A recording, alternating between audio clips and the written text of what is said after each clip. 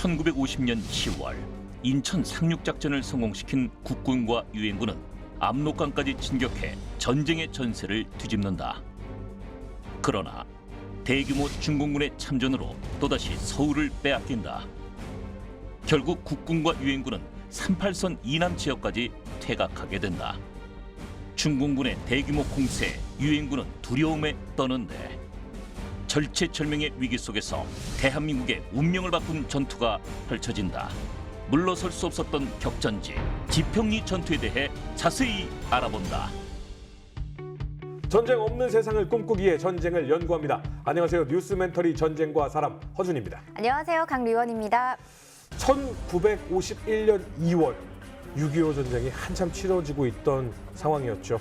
중공군의 개입으로 유엔군 그리고 한국군 모두가 굉장히 위험한 상황에 맞닥뜨리게 됩니다. 네, 중공군이 인해 전술로 몰아붙이던 상황이었는데요. 이 제방격을 모색하면서 아주 결정적인 전투가 이루어졌습니다. 오늘은 바로 그 결정적 전투였던 지평리 전투에 대해서 얘기를 나눠볼 텐데요. 먼저 임용환 소장님, 방종관 연구원님 모셔보겠습니다. 안녕하세요. 반갑습니다. 안녕하세요.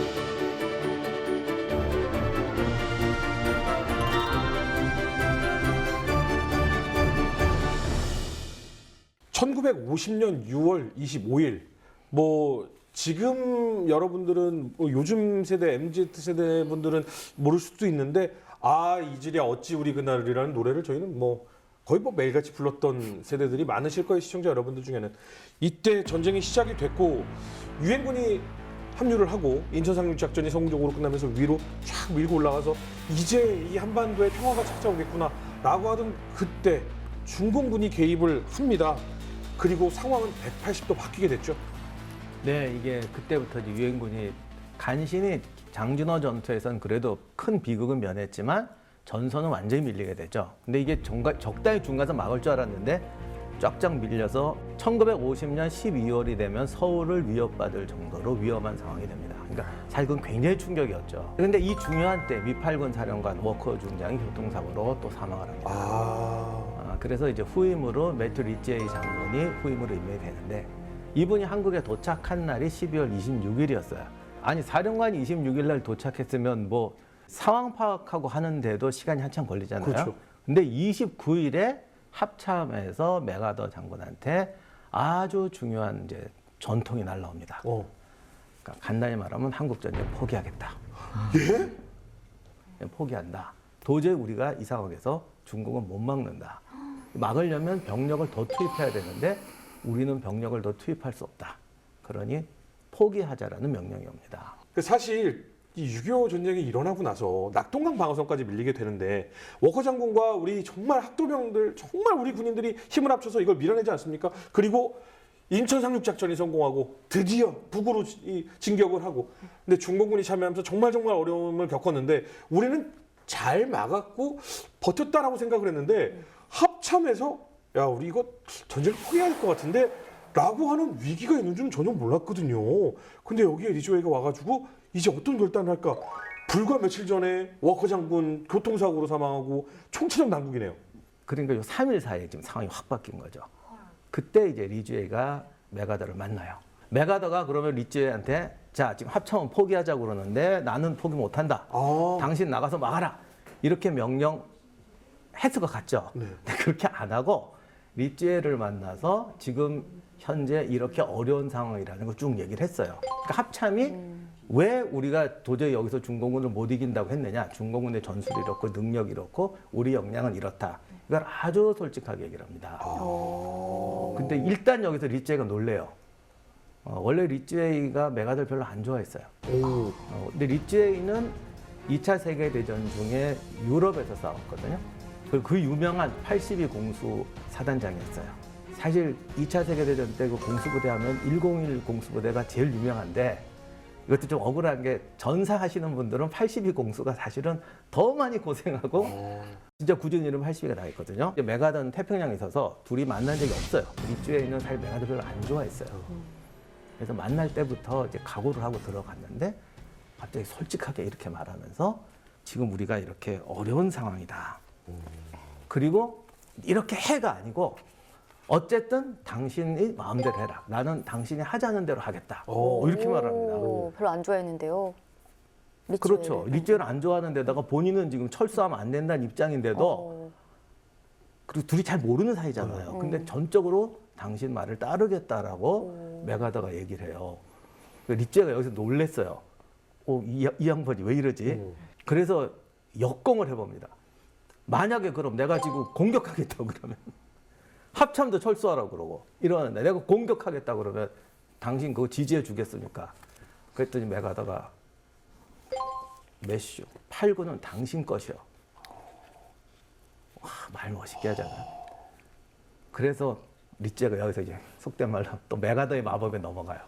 아, 이 사람 훌륭한 사람이구나. 그럼 리츠웨이가 바로 공격을 시작해요? 근데 이제 항상 생각하고 현실은 다르니까 그렇게 되질 않죠. 그래서 요 말한 다음 날이 바로 중공군 3차 공세였어요. 12월 31일에. 그러니까 리츠웨이가 공격해도 됩니까? 할 때 사실은 중공군이 벌써 공격 준비하고 참호에 들어가 있었습니다. 그래서 31일에 3차 공세가 시작됩니다. 이게 왜 유명하냐면 그 우리가 기억하고 있는 일사후퇴. 이 공세에 밀려서 서울을 포기하고 수원 평택 라인까지도 후퇴하게 되고 소위 일사후퇴가 벌어집니다.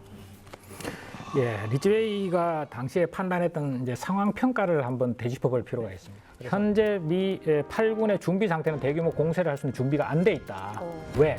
지금 8군의 장병들이 중공군에 대한 그 두려움, 공황 상태 이런 것 때문에 사이가 극도로 떨어져 있어서 이 지옥을 빨리 벗어나는 게 상책이다라는 생각이 팽배해 있었습니다. 사기가 준비가 안 돼 있다는 것이죠. 장비의 문제가 아니라. 두 번째 문제는 지휘관하고 딱 대화를 해보니까 지휘관들을 교체해야 되겠다고 생각한 겁니다. 왜?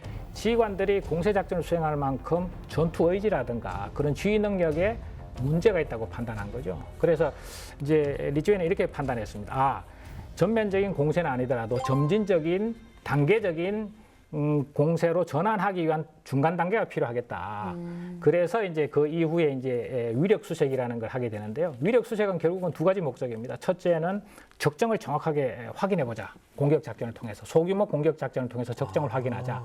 두 번째 위력 수색을 통해서 쭉 가다 보면은 소규모 전투지만 승리하는 걸 체험하지 않습니까? 그러면 지휘관들이 자신감을 가질 것이다. 그 두 가지 목적을 가지고 이제 그 위력 수색이라는 작전을 수행하게 되는 거죠. 적을 그냥 염탐하는 정도가 아니라 그렇습니다. 공격적인 수색을 하는 것이 위력 수색이군요. 예를 들어서 이제 정글에 보시면 원주민들이 뱀을 잡기 위해서 네. 막대기를 가지고 이렇게 치지 네, 않습니까? 네, 네, 네.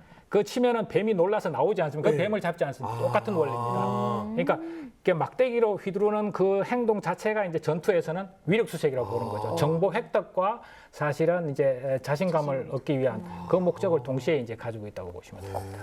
예. 근데 이제 문제는 그 기간이 3일밖에 없었기 때문에 이걸 시행하기 전에 공세를 해서 서울을 내주는 이제 충격적인 사건이 그렇죠. 벌어지는 예. 거죠. 예. 그리고 이제 그때 중국은 이제 완전히 이길 수 있다고 확신을 가집니다. 1월 중순에 마오쩌둥 했던 게 뭐냐면 이제 이거 다 이겼다. 얘들이 할 수 있는 선택은 그냥 버리고 도망가거나 도망가는데 그냥 도망가거나 아니면 격렬하게 저항하다가 도망가거나 저항이라도 해보려다가 끝나. 참 비유 좋지? 셋다 무조건 도망은 가는데 얼마만큼 저항하며 도망가는 단계만 있을 뿐이다. 네. 조금 울컥하네요. 화나네요. 네. 아무튼 그때 이제 리츠웨이 쪽에서는 이제 반격 제대로 이제 다시 한번 반격을 준비할 시간을 가지게 되는 거예요. 그러면 리즈웨이 쪽에서는 기회다 이럴 것 같은데요. 그래서 이제 리츠웨이는 이제 제가 말씀드렸다시피 제한된 규모의 위력 수색 작전을 해야 되겠다고 판단했지 않습니까? 네. 그래서 1월 15일 날 이제 서부 전선부터 제한된 위력 수색 작전을 해나가기 시작합니다. 그것이 이제 첫 번째 나선 부대가 미 24사단 내하의 27년대 마이켈리스 대령이 지휘하는 이제 그 부대의 애칭이 울프하운드, 늑대 잡는 사냥개. 그래서 그 부대에다가 이제 전차 부대를 앞세우고 이제 위력 수색을 시작합니다. 그것이 이제 작전명이 울프하운드였는데 그것이 이제 평택, 오산, 수원까지 이제 진출하게 되는 거죠. 진출하는 과정에서 소규모 저항을 극복하면서 해보니까 성과가 있지 않습니까? 다시 한번 이제 작전 명칭을 썬더볼트 작전. 이렇게 해서 어디까지 오느냐 하면은 지금의 이제 군포, 안산 그 선까지 진출하게 되고 이제 구군단은 지금 남한산성 있는 선까지 진출하게 됩니다. 딱 서울 턱밑이네요. 턱밑까지 온 거죠. 문제는 여기서 이제 오늘의 주제가 되는 이제 지평리 이야기가 나오는데 이제 그게 10군단 관할 구역이었던 겁니다. 그래서 10군단의 상황을 이렇게 조금 더 설명을 드리면 당시에 1월 31일 날 이제 10군단이 이제 그 지역에 이제 중공군을 탐색하기 위해서 미 2사단 이하의 23년대 전투단에 명령을 내립니다. 지평리로 가라. 이렇게 명령을 내립니다. 그래서 23년대가 이제 출동을 해서 쌍터널 전투를 거쳐서 이제 지평리에 2월 3일에 도달하는 거죠. 그러면서 동시에 또 하나의 명령을 내립니다. 지형적으로 홍천에 보시면 원주에서 횡성을 거쳐서 홍주천으로 이어지는 도로가 있습니다. 그래서 원주에서 횡성으로 기갑부대를 하나 보내서 탐색전을 실시합니다. 근데 해보니까 횡성에 적군이 없는 겁니다. 그래서 판단을 한 거죠. 아, 홍천 쪽에 모여 있는 것 같다. 그러면서 이제 한국군 8사단과 5사단을 홍천 쪽에 홍천을 점령하기 위해서 투입을 하게 됩니다. 그래서 이제 미 10군단의 입장에서는 이제 홍천으로 가는 부대가 하나가 있는 것이고 이제 서쪽으로 해서 서북 쪽으로 해서 지평리 방향으로 미 23년대 전투단을 보내고 는 상황이 이제 2월 5일 정도의 상황이라고 보시면 되겠습니다. 놀라운 게요. 오늘의 주제가 지평리 전투인데요. 지평리가 처음 나왔습니다. 이제 나왔어요. 근데 모르시는 분들이 있을 수 있으니까 지평리의 정확한 위치는 이제 저희가 지도로 보여드리는데 지금 보면 그러니까 거의 서울의 턱밑을 감싸는 형태로 진군을 하는 위력 수색을 하는 상태입니다. 네, 그렇습니다. 그럼 지평리의 그 전략적인 위치가 어떻게 되는 거예요? 말씀드리면은 지평리가 사실은 이제 요충지라고 볼 수 있습니다. 첫 번째는 교통의 요충지가 되는 거죠. 왜냐하면은 그쪽이 서쪽으로 가면은 바로 서울로 이어지고요. 북쪽으로 가면 홍천으로 이어집니다. 홍천이 왜 중요하냐면 홍천을 거쳐서 춘천으로 가거든요.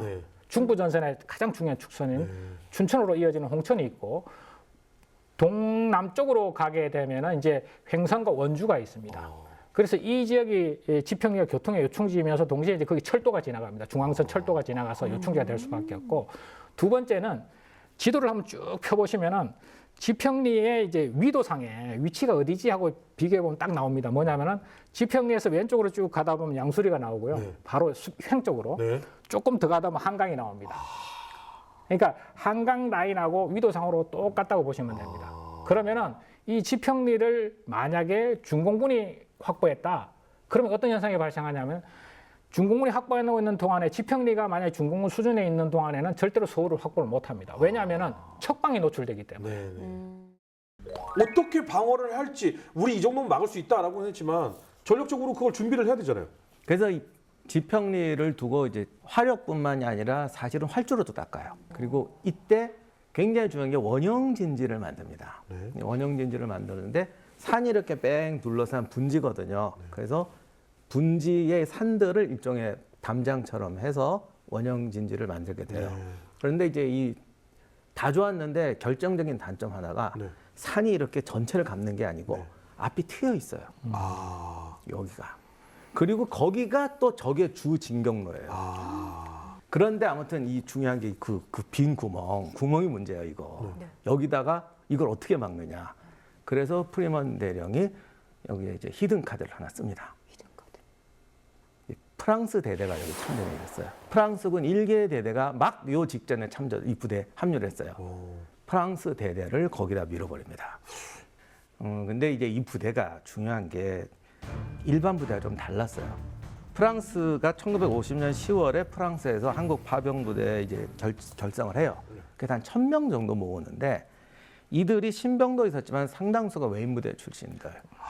그리고 뭐 알제리, 인도 차이나에서 쌓아왔던 이런 베테랑들이었어요. 특히 장교하고 하사관은 대부분이 거기 출신들이에요. 근데 여기에 한국군 부대도 함께 있었어요?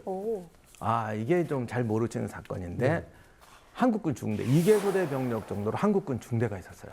더 중요한 사실은 프랑스군하고 거의 동등하게 싸웠어요. 중대급이요?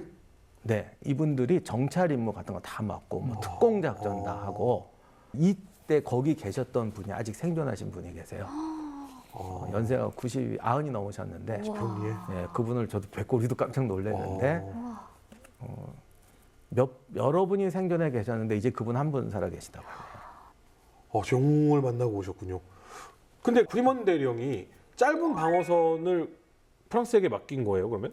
그렇습니다. 이게 이제 항상 지휘관은 전투에서 가장 어려운 상황에서 결심이죠. 이렇게 할 것인가 저렇게 할 것인가. 근데 이제 당시에 프리먼 연대장의 입장에서는 두 가지 선택이 있었습니다. 첫 번째는 넓게 방어선을 이렇게 편성하는 방안. 네. 직경 한 5km, 그러면 둘레가 한 18km 정도 되고요. 짧게 하면은 직경은 1.6km, 둘레는 한 5km 정도 됩니다. 근데 이제 장단점이 있었습니다. 직경이 한 5km 정도의 방어선을 편성하게 되면은 이게 고지가 한 400고지, 뭐 300고지 이런 고지가 쭉 연결됩니다. 8개가. 그러면은 방어하는 입장에서는 굉장히 유리하겠죠. 네. 그 위로 공격을 해야 되니까. 그런데 단점은 뭐냐면은 병력이 덤성덤성 그렇죠. 깔릴 수밖에 없지 않습니까? 네네. 근데 1.6km, 직경 1.6km 방어선을 원형으로 탁 편성하게 되면은 대신에 이 지형이 한 뭐 100m나 이렇게 구릉지밖에 안 되는 겁니다, 네네. 사실은. 그러면은 지형의 이점을 받기가 굉장히 어렵고 대신에 병력은 밀집돼 있으니까 방어에는 좀 유리하겠죠. 네. 그런데 이제 화력에 관한 문제가 또 하나 있습니다. 뭐냐면은 밀집해 있으면 적의 화력이 강하면은 동시에 여러 집중적인 피해를 받게 되지 않습니까? 그래서 사실은 이제 이 전투의 상대성을 정확하게 프리먼 대령은 이해하고 있었던 거죠. 장단점이 있지만은 우리가 이렇게 좁게 방어선을 편성해서 화력에 취약하더라도 중공군의 화력이 취약하다. 중공군의 화력이 약하다. 그래서 우리의 약점을 중공군이 활용할 수는 없을 것이다.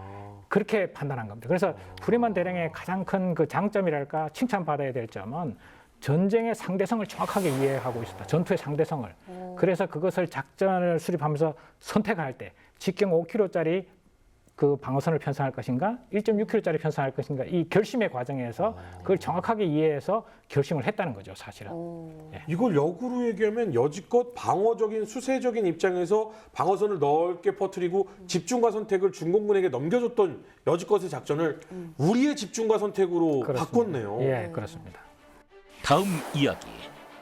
유엔군은 위력 수색 작전을 통해 전략적 요충지 지평리를 선점하지만 중공군은 대규모 병력을 투입해 대응한다. 일개 연대로 5개 중공군 사단을 막아야 하는 상황이 발생하고 일촉즉발의 상황에서 중공군과의 교전이 시작된다. 대한민국의 운명이 걸린 지평리 전투에서 유엔군과 국군은 어떤 활약을 펼쳤나? 6.25 전쟁의 판세를 바꾼 지평리 전투 2부. 많은 시청 바랍니다.